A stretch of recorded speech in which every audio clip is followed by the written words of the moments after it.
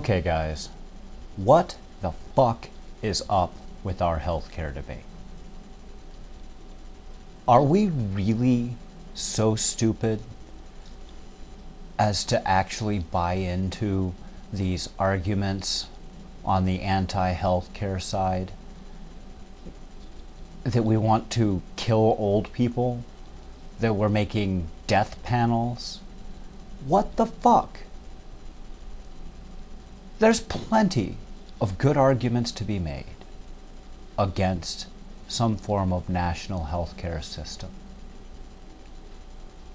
But that's not the argument we're having. In fact, we're not even having an argument. We've got one side that's just name-calling, schoolyard bullying, lying, screaming, shouting down, attempting to paralyze a discussion into, well, since we don't want it to happen, if we just prevent the discussion, then it can't happen.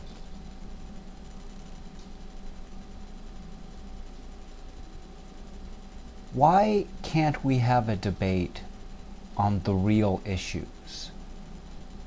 Why can't we have a debate between the people who want a national healthcare system and the people who don't, for intelligent, rational reasons? Mostly financial reasons, or the, and they're, principled reasons of finance, about free markets and things like that. There are good arguments to be made there. Solid ones. Ones that you can support with reason and evidence. Instead, we're having a debate over why we shouldn't kill old people, when nobody has proposed killing old people. The only people who even proposed it as a concept are the people who are trying to use it as a stick to beat down health reform. And this group of people who bought into this belief of that, it's all about, killing old people, and, we've got to stop this because they're going to make these death panels and they're going to decide that so-and-so's life isn't worth enough, and so we're just going to kill them. In America? Really? Really? You really think that we voted in a president who actually wants that? Is it really more about race? Is it really more because you look up there and you see somebody who's not white? Because I really think you're the same crowd.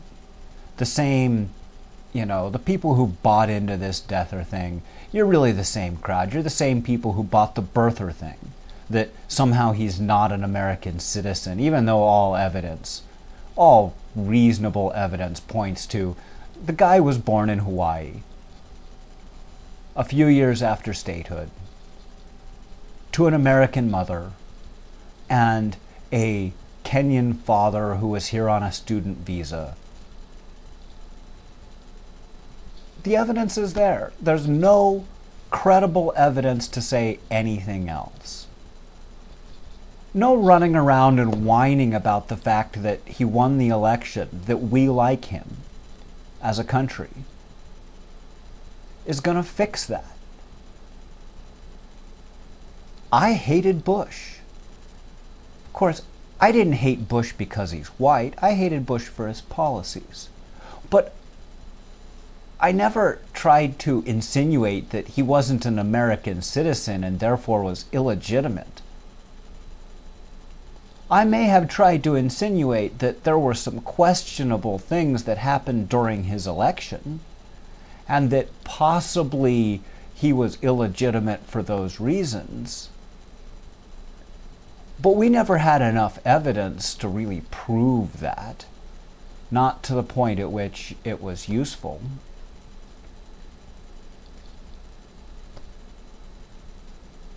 Why does the right have to do this same thing? Why can't these conservatives, in quotes, argue reality instead of arguing fantasy. You fantasize that, Obama is a Nazi. Do you realize how idiotic that is? Obama a Nazi? The Nazis didn't like black people. Remember that? The Nazis didn't like black people. They were racist. Who is it that doesn't like black people? Oh, wait, the people who are calling Barack a Nazi. Fascism. What is fascism? Fascism is when the corporations take over the state. And that's not entirely true, but it's a melding, a marriage of the corporations and state. It's about profiteering and the rich and the powerful and an oligarchy of the elitists. This is much more what the Republicans and the corporations that back them, and the corporations backing this fake grassroots movement, around the deathers and the birthers and the, there's a significant number of them but it's not grassroots, it's top down. They're being told what to think from above, funded by insurance companies. I guess when you fund by insurance companies, and they have very few reasonable arguments that they could make, I guess it kind of makes sense that they're instead trying to base it on lies. But it's wrong. Why not come to the table and have a real debate? A real debate on the legitimate issues of such a system and how it might impact us financially, rather than a debate that isn't a debate, that's a shouting match over imaginary issues. Please, if you oppose the healthcare system, stop just shouting down anybody who talks against you. Stop ignoring their points. Try to actually respond to their points. Make your own. Come up with a point. One based in reality, not, oh my God, they're gonna kill old people. Oh my God, Obama's a Nazi. Okay, if you want to call Obama a socialist for proposing a national healthcare system, fine. That actually is a legitimate statement. Calling him a Nazi is not. Completely not. Threatening to kill United States elected representatives, all the way from Obama to anybody else who supports a national healthcare system, is wrong.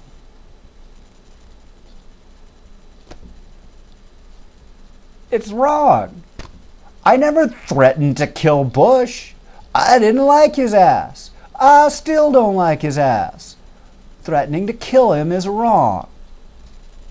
And that goes just as much for our current president. Debate the issues. Screaming only convinces people who are already convinced. You may very well shut down the process, and you might very well be able to kill meaningful healthcare reform.